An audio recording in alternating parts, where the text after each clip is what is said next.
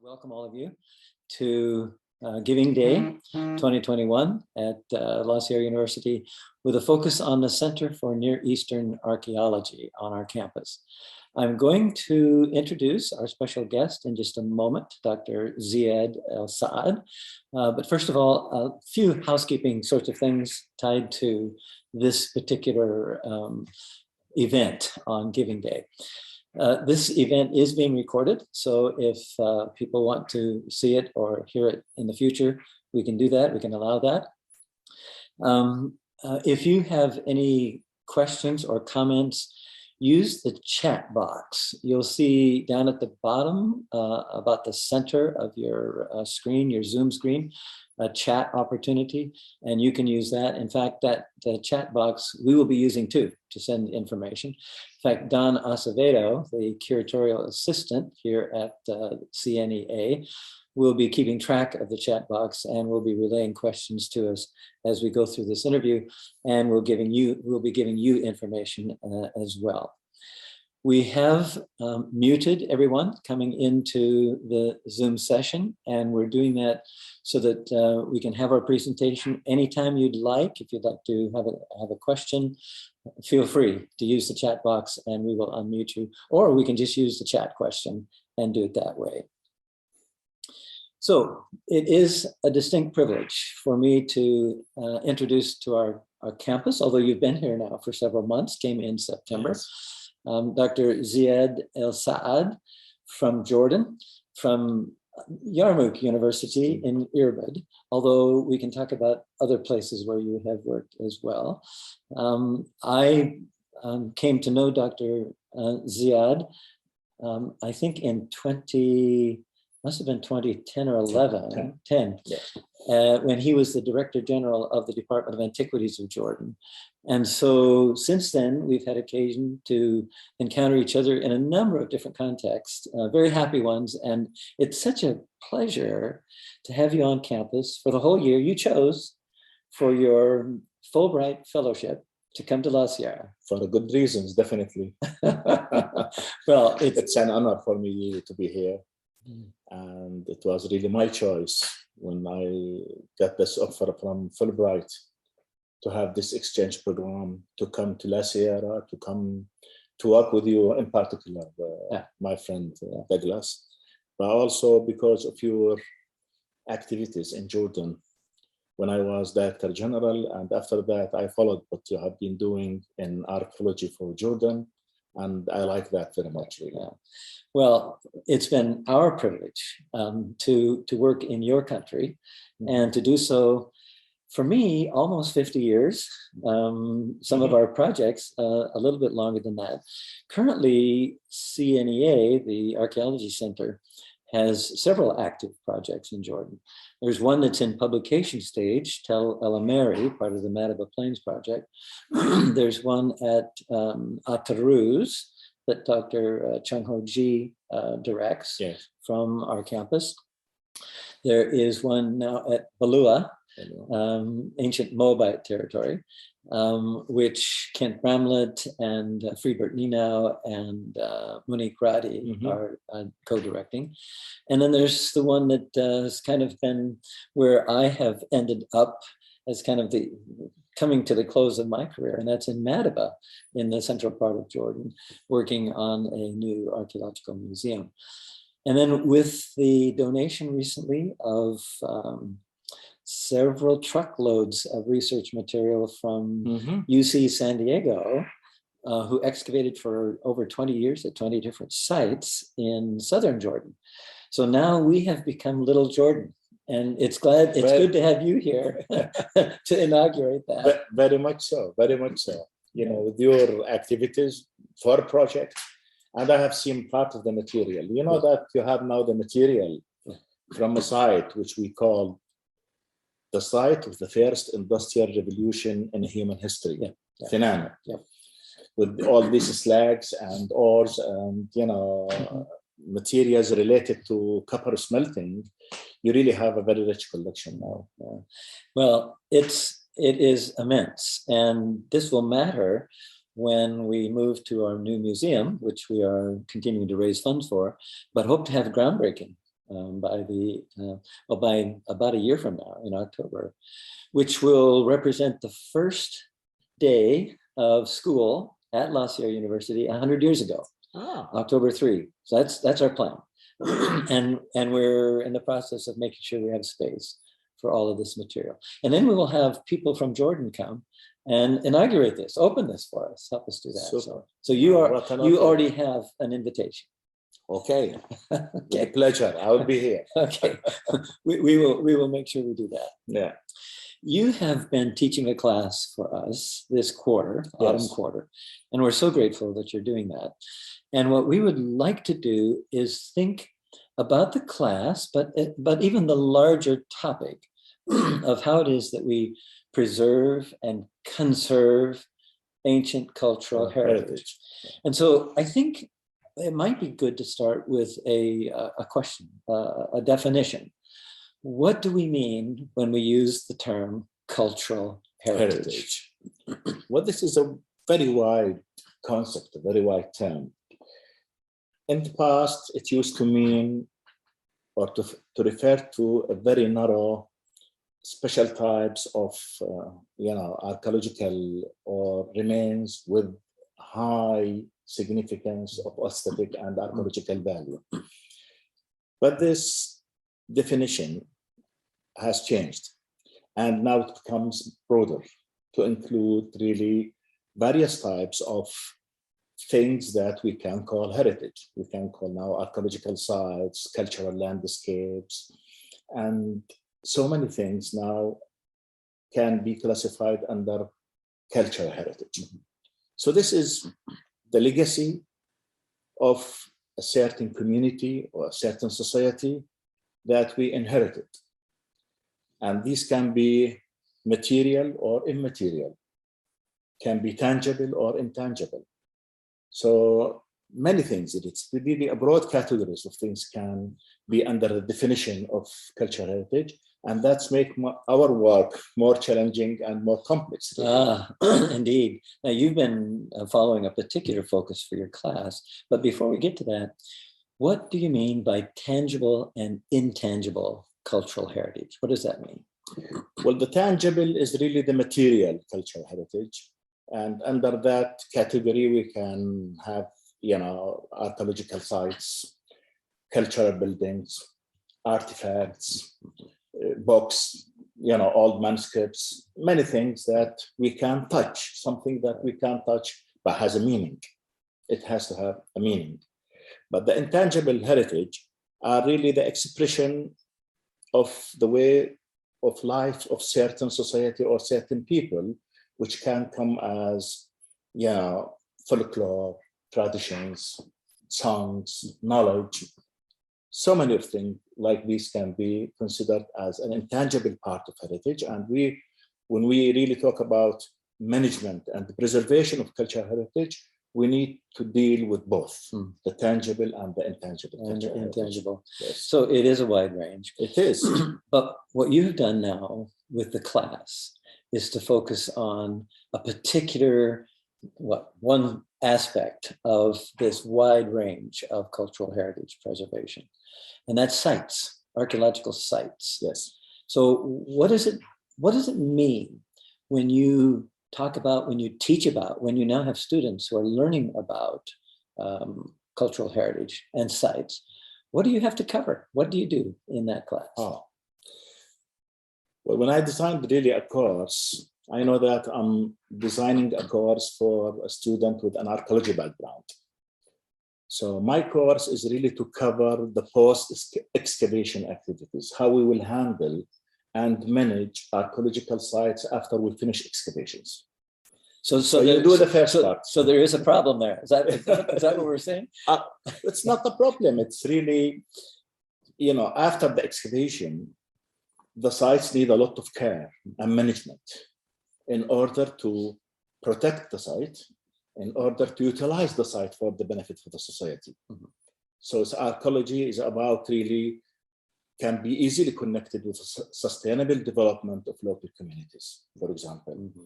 It can be a resource that we can use for building a lot of good things in among the people, like, you know, self-esteem, identity, national pride. That's one thing, but it's also an economic resource that we can use for the benefit of the people. Yeah, yeah. So in the course, I really design the course to teach management, conservation, and management of cultural heritage. Particularly in this class is sites. Right. You know, I'm not covering artifacts, Right. objects, but sites. So it's about management process. It's about conservation process and interpretation as well. Interpretation. That's very important. You know, interpretation to reveal the meanings, the values of the site, and to communicate that to the people in an entertaining and easy way is very important. We need to influence the behavior of the people for good, to be more understandable, to be more, you know, to appreciate more cultural heritage. And once we get this appreciation, it's easy to get the protection. So the wider the ownership, the wider the buy-in, the wider the group of stakeholders, the more potential for sustainability. Absolutely, absolutely. We need to have all people on board, especially the general public. The local community surrounding the sites are very important to you know, to appreciate, to understand, and to appreciate. And if they really, you manage to let them understand and appreciate their cultural heritage, then they will be very important support for your preservation activities. Do you know, Ziad, where I first heard about cultural heritage preservation? Yes. It was in your country. So I'm taking, my wife Carmen and I have spent several months of a couple of years in Jordan, and I would go to workshops in different places, including at Yarmouth University, and I would hear about cultural heritage preservation. In America, we study archaeology primarily for historical reasons, sometimes biblical reasons, more and more scientific reasons, and more preservation reasons. But my first introduction was with several workshops in Jordan that alerted me to this, which then led to our taking steps, even at Tel El-Ameri back in the early 2000s, to make sure that at least every season, what we had excavated was protected and was preserved. This is what I like really in particularly about your project, because you combine excavations with post-excavation consolidation of the site and protection. Right. And you have been doing a lot of community activities, but also now you are thinking of establishing a museum. Right. This is really the perfect project for us as a Jordanian, you know. We like to see people coming to our country. Yes, we are a country rich of cultural heritage, and that attracts a lot of interest from the world for different reasons. Right. But I hope that will be a good reasons. Yeah. Because some of illicit trafficking and trade in antiquity is going on. But now with these projects, some they come, you know, at least a few of them, they do archaeology, they do excavation, they dig sites, but you know, excavation means destruction. It does. In certain sense. It does. So if you don't do really the post-excavation handling of the site, protection, consolidation, and management of the site, then it's better not to excavate really. Okay, we really open the country for international experts to come to do archaeology, to dig and excavate sites, and that will really enhance and enrich our knowledge about our culture, and some of that is really means a lot for the world, not just for Jordanians. Sure. It's a universal significance of Jordanian cultural heritage, but we like also to see more efforts toward the conservation and management of these sites. Yeah, indeed. Well, I will tell you that I will I will give you the credit or the responsibility, right? Whichever way you want to understand this, for my doing what I'm doing now in Madaba, because it is preserving a site. Yes. In fact, it's doing so in part by building a museum over it. And in the process, the whole business of preserving it, the whole business of community archaeology, what we call community archaeology, engaging the community, which would have not only protecting their past, but also ensuring something of a secure future financially. That means, as you've already said, that means sustainability. Absolutely, absolutely. You have done a lot of efforts to engage the locals. I know you are thinking now of long-term safety of the site and the objects with the museum. This is really the perfect project for us, right. And I hope all the projects in Jordan will follow this model.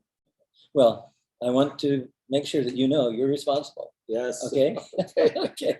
So, Jordan, you mentioned that it is rich in cultural heritage. What all do you mean by that? What all would you include in that?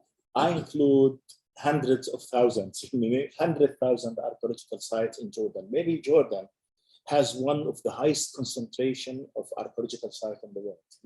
We have sites that contains archaeological remains belong maybe to every period of human settlement, from Paleolithic to the Ottoman. About 20,000 of these sites are registered, not that many. When you compare to the total number of about 100,000, and this is a rough estimation. That's right. So we have, Jordan has been rightfully labeled as an open air museum. So everywhere you go, you find archaeological sites.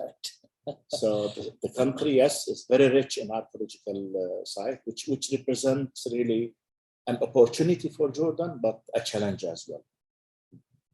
We have 5 sites on World Heritage List and 16 sites on the tentative list.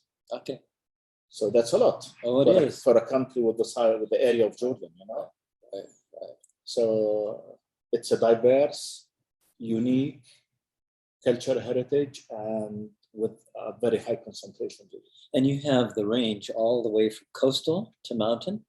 Yes. So, and any kind of ecological zone in between represented really well all the way across. Very well, yes. I'm working right now on a site. This is an example of Jordan archaeology, Pella. Yes. I'm Jordan Valley. I'm doing an interpretation of Pella, try to develop some themes for the presentation of the site. And I'm really amazed how rich this site is. This is a site occupied for over 8,000 years, from Neolithic to the Ottoman, with no interruption. Just continuous occupation. So all periods are represented. You want a Roman, Byzantine, Hellenistic, Islamic, they're all there at one site. And this is a site associated with important events, like, as historical records told us, it was the refuge of the persecuted Christians who fled from Jerusalem in the 1st century. Yes, and that really mean a lot. So I'm developing a theme around that issue to present the site. And Pella, or I guess Tabagat Fall, is the Jordanian name, is one of those sites. And I suspect there are a few others, but that is really comprehensive to think about the whole chronological framework in one site. So most of our sites, you know other sites parallel to this one?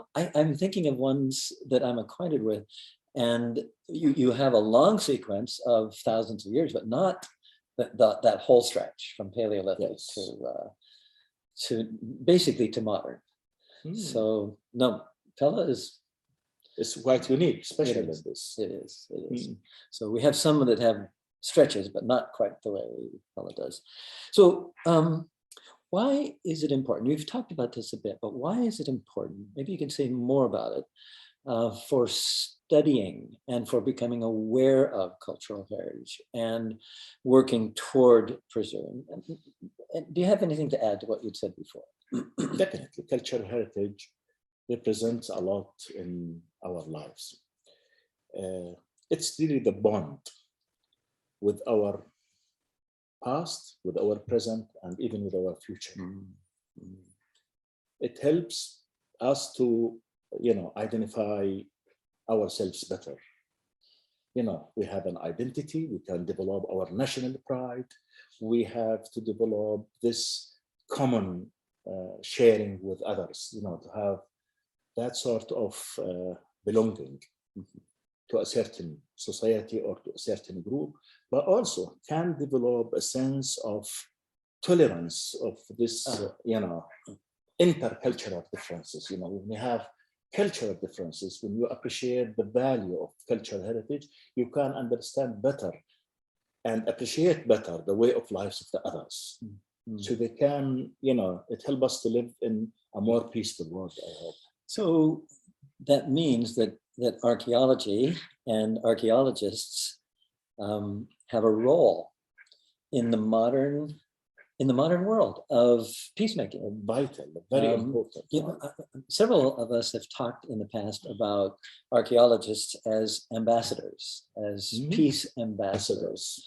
And we think about that at a kind of a personal level, but what you're asking us to think about is at the very level of what we do professionally, archaeologically, and to carry that sense of tolerance, that broad-mindedness into the modern world. And in the process, and this is what we need, badly need, especially these days. Right. No, good point. Good point. Another kind of question, and then we'll turn to Dawn in a minute and see what she has for questions. So, is it expensive to uncover the past on the one hand, what archaeologists do, and then to preserve it for the future? Does it cost us? Are we going to have to put something out for this? A lot. It's really, we start with excavation, what you do. Excavation is a very slow process, very time consuming, better. You spend seasons and seasons in a site like Madaba because you have to work very carefully. There is a very complicated process of approaching an archaeological site, including, the surveying of the site, locating of the features, and then when you dig, even you have to be careful. You use very delicate tools to do this.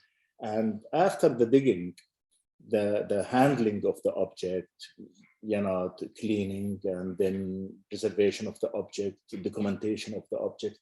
And now the next phase will begin in the laboratory when you come to do more further analysis and more study. So this is really a very time-consuming, a very demanding process that needs resources, human resources. When you go to the dig, you need a team of multiple capacities. You need people of different backgrounds. You need archaeologists, you need to have geologists, maybe zoologists, botanists with you in the field, and people that can run the technology. Now we use sophisticated technology in excavations, but also you need a lot of logistics and logistical support. You need somebody to deal with the community with it. So really it is a very complicated process that costs time and costs money. That's why it's very important that projects like these need to be supported, either from the institutions, where we belong both to an institution, and from the general public. So I expect, for example, my university to support my work because this is part of the mission of the university. And with our project in Madaba, because we've enjoyed the benefits of several government-sponsored grants, that means the public is sharing it. And so we have a responsibility to share with the public what they're supporting. Oh, so yes. That goes, but okay, now. You ask about excavation, now what about conservation? Yeah, now there, see. That's even more costly. Yeah, see, there's a sense in which we would like to say, with a range of things, like climate change, like environmental issues, like preservation of cultural heritage in the future, this doesn't come free. This comes with, I think we have to adjust our minds to immense costs for taking good care of what we have excavated. We just have to need professional care, because once you excavate an object, for example, in the field, you expose that object to a totally new, environmental conditions, which means you disturb the equilibrium of the object that has been established over, the years. Right.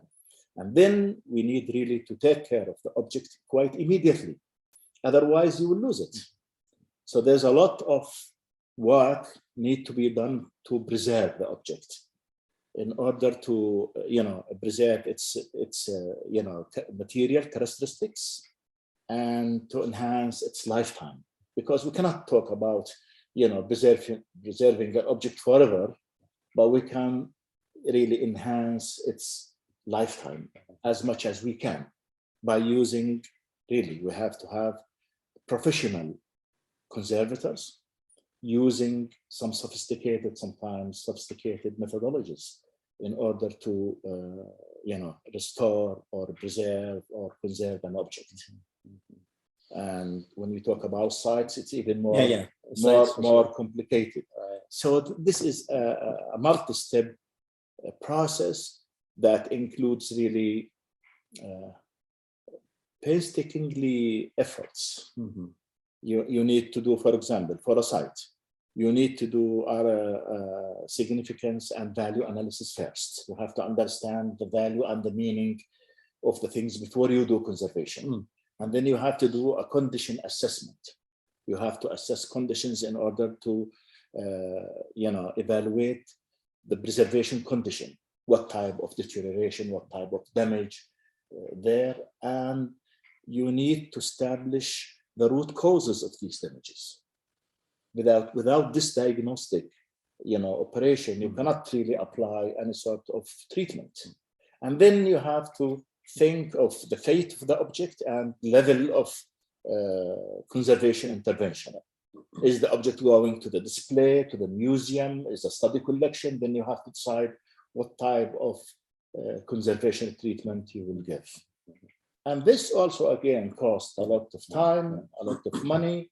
So it's really a very complicated process. That reminds me of what I've heard from your students. Those are steps that you really do have to follow them in a systematic order. Absolutely. To get to your final hoped for outcome. Yes. And in the process. It is, now, for example, for the sites, we are adopting a new approach, which called the value-led approach for preservation and management of sites. So the most important issue is to save the value of the object, not just the fabric, not the material part, because there is here an intangible part as well. So you have to really, with this approach, is to preserve the value. So you identify the value and you have to do all the efforts, management, conservation, everything in order to preserve this value. Let's take a couple of questions. Don, I think you are unmuted, so go for it. Perfect. Thank you, Dr. Ziad. We've got a question here that asks, are there many digs in Jordan with Jordanian and foreign archaeologists working together?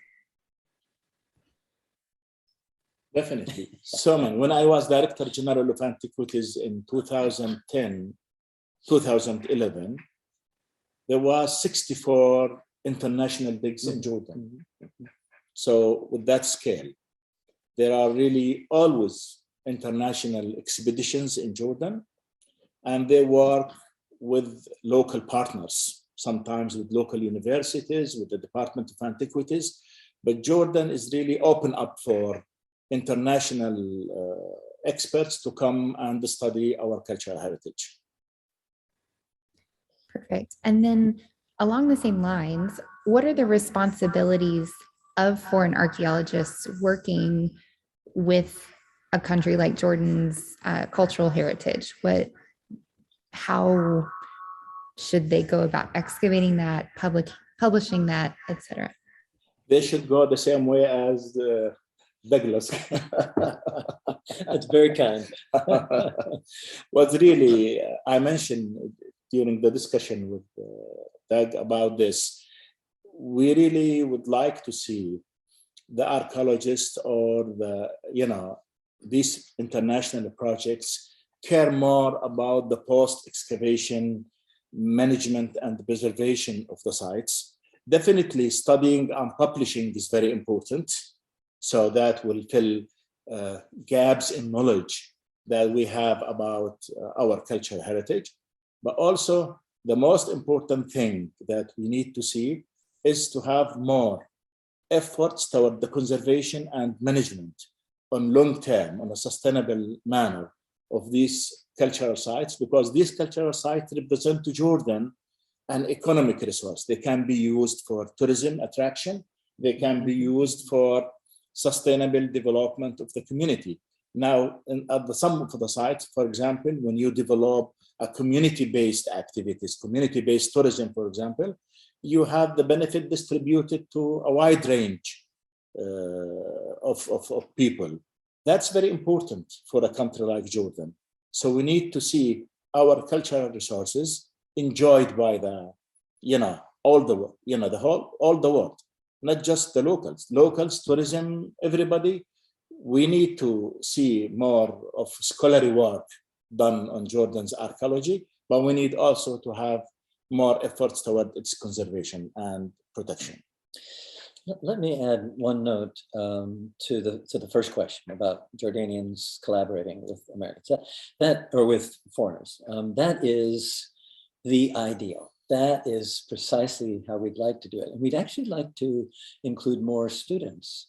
There are lots of programs in Jordan teaching art at university level. Absolutely, yes. Undergraduate and graduate. And so there are lots of students. In fact, when we in Manitoba started our project, we looked for people to help us who had archaeology, either undergraduate or graduate degree. And there are lots of people. Unemployment is pretty high right now in Georgia. Yes. So that's a challenge. But in any case, there are lots of students. And if we could engage more of those students, that actually gives them something more for their future employment. Yes, that experience. That's what they need. After graduating from university, they need really to have hands-on, right, on doing archaeology or doing conservation, in situ archaeological conservation. That's very important. That will enhance really their job opportunities, not just in Jordan, but in some regional countries. Right. Good point. Don, what else do we have? Sorry, I was wondering about tourism in Jordan and how Jordan can develop their tourism while still protecting their cultural heritage. Well, this is the challenge. Well, actually, we think that archaeological sites, the wealth of the country of archaeological sites represent a great assets for tourism. And I like really to go with that, line of thinking, is to utilize cultural heritage for the benefit of society, particularly through tourism. But at the same time, we need to monitor and control the tourism activities in order to have that sort of balance between utilizing the site, but also the protection. So we need to protect the site. That's the first priority for us. But also we need to use the site. We need to utilize the site for the benefit of the society, because there are some schools of thoughts, different schools of thoughts on that matter. Some archaeologists, for example, would like to treat archaeological site as a sacred place, not to be touched. That's, fine, but when it comes to the concept of connecting this to the community really has to feel the benefit of the value of the heritage. we can really convince them that heritage is very important for your identity, for your national pride. That's good, but also they have to feel the economic benefit. Otherwise, you know, if you don't have locals, you know, the local community on board with you to protect cultural heritage, whatever you do, you will not succeed. So you need to have these, you know, on board, the local community. Absolutely. Let me add a little postscript to that question. There is in the drive of the Department of Antiquities, a commitment to the best practices of excavating and exposing and so on. There is in the DNA of the Ministry of Tourism, the tourism component. Yes. Any times when those are, well, we could say that it looks now that things are really tracking parallel. Has that always been the case? Not always. Sometimes you have some sort of conflict of interest between, you know, preserving a site and using the site for the tourism. I was, for example, totally against privatization of archaeological sites. And when I was, you know, Director General, my idea is to have really a Department of Antiquities. Always archaeology and archaeological sites have to be a public property. Okay, that's, that's, and then we can invite the private sector to invest in infrastructure and facilities, you know, development. But the site conservation, archaeology, conservation, management have to be in the hands of professionals. Department of Antiquities of Jordan is having the mandate to do this. So I was really, you know, I fought hard to keep it like this, you know, to have a Department of Antiquity role quite defined, but also there is a role for the Ministry of Tourism to take over after we finish with the site excavation and conservation. They can continue with site promotion, site presentation, for example. They can do development by providing the proper infrastructure for the site. That's fine, okay. But also all these activities have to be monitored according to a specific regulations by the Department of Antiquity. Fair enough, fair enough.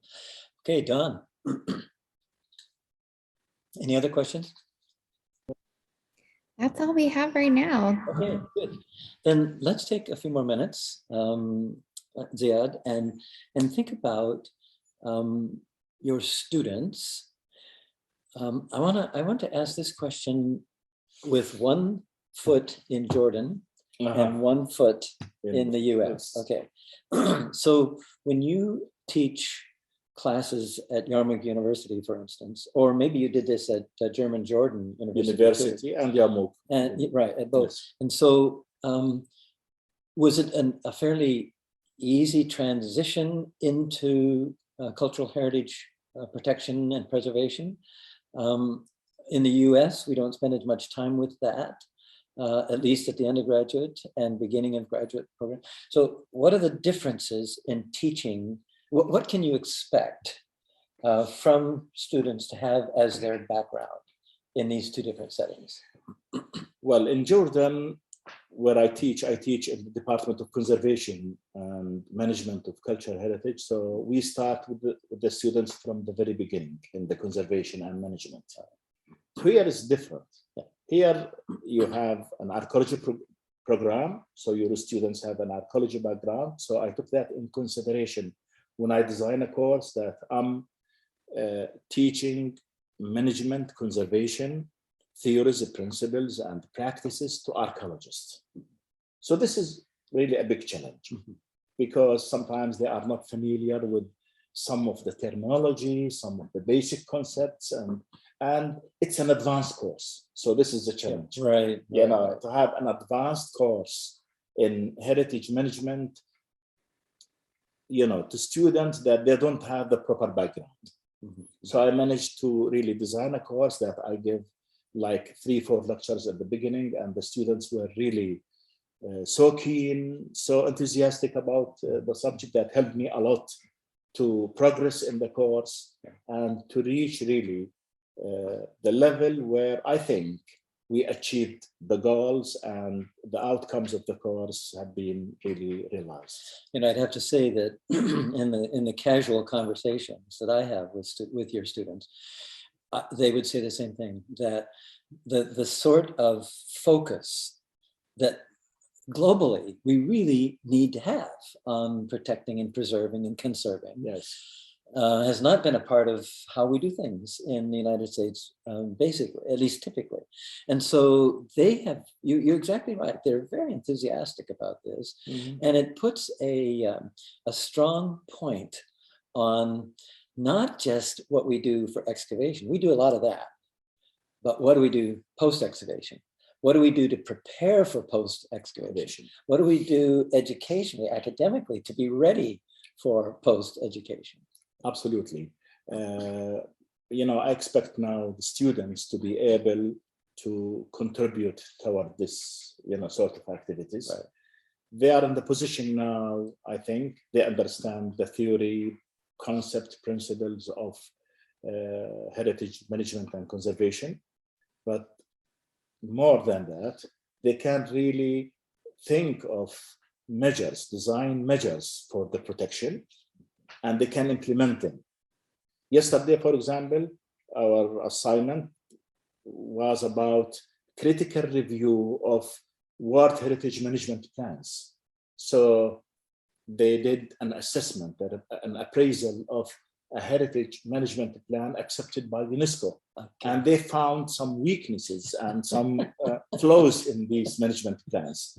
That's pretty good, because now I expect that they can participate in preparing a plan, even they can lead an activity to prepare a management plan. So, and definitely they can be part of an implementation team. Right, right. Well, we will, should we send them to UNESCO or not? Not quite yet. Okay.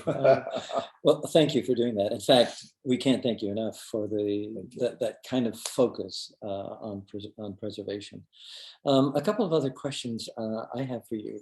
So why is it so important that the public, and I mean, we could talk about the American public, but the Jordanian public, why is it so important that the public have this awareness? And as part of that question, what about at schools? What about at the elementary schools, at the middle schools, at the secondary schools? Now, the effective communication of values and meanings to the general public is quite essential for our work.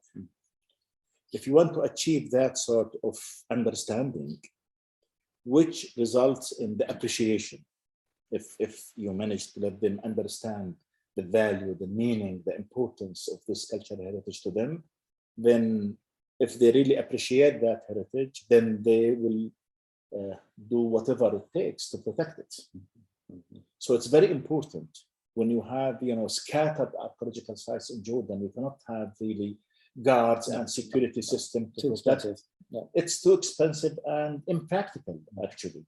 Now, without really the awareness and understanding and support of the local community, you will not succeed in your efforts, whatever you do.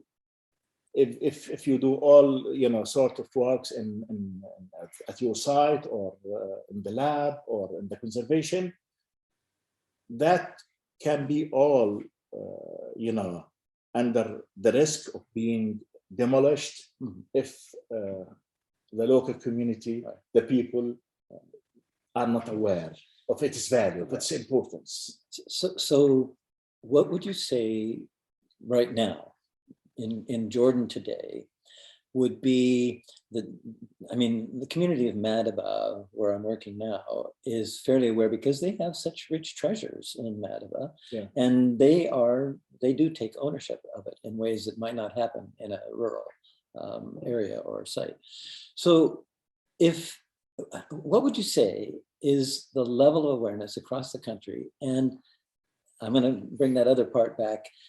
What would be the role then of the next generation, of children, of schools?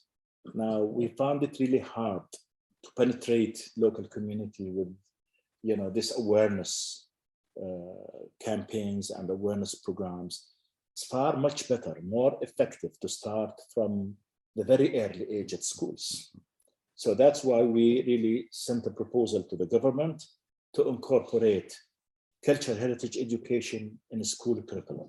That's very important, because with this, if you teach this young generation to respect cultural heritage, to understand cultural heritage, to value cultural heritage, and to explain to them, how important cultural heritage for their identity, for their future. So then you have, a supportive local community, which is really very important, very essential for the country's effort to preserve its cultural heritage. I wondered why we've had in Madaba hundreds of students come to the site as part of their curriculum. And I know it's because it's now part of the school curriculum. It was incorporated, and that was really a project we started like 10 years ago with the Ministry of Education to incorporate modules of cultural heritage in their curriculum. And part of formal teaching and some extracurricular activities as well. Good. No, it seems to me that if that generation and then just maintain that I hope so. Heavy emphasis on education through these levels of school, that's probably going to be our best. That will make our life easier. It will. In Madaba, we enjoy the benefits of being in a community. It's a great community, and it is, in terms of religion, a mixed community with Christians of different kinds, with Muslims, and so we have that kind of diversity.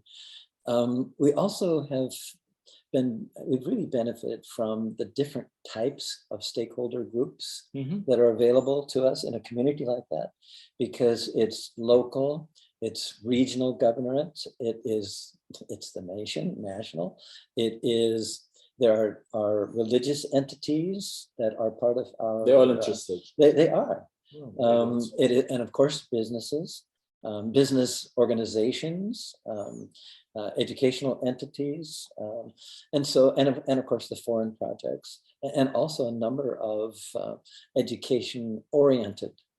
Do you see really that other projects, because maybe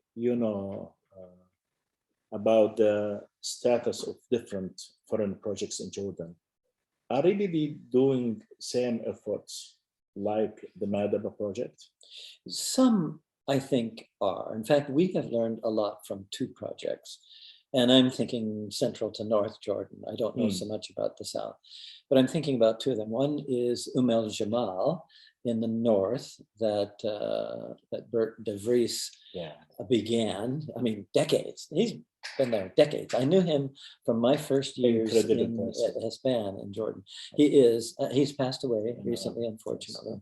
But theirs was a community-based one. Another one is from Hispan, Tel Hispan, which is a stone's throw from Madaba, a long stone, a few kilometers.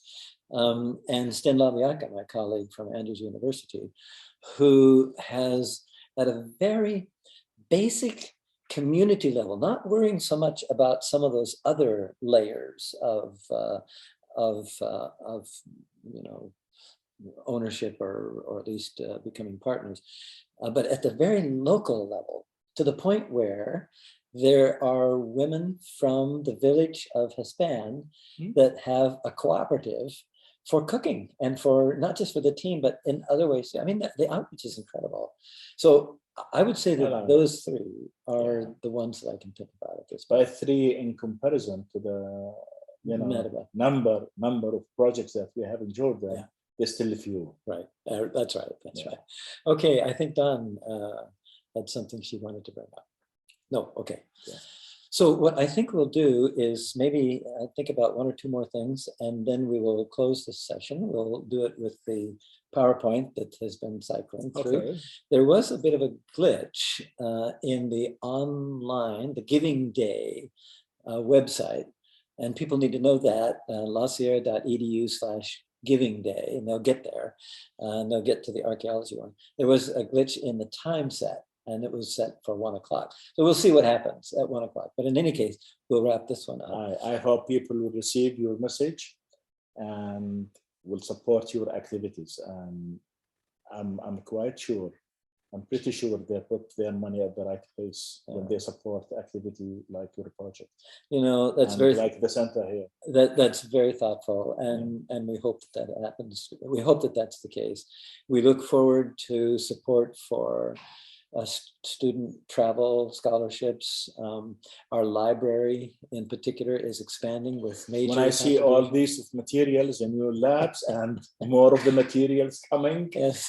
So you need really that sort of support in order to study and publish and take care of that really treasures what you have here. We do. Yeah.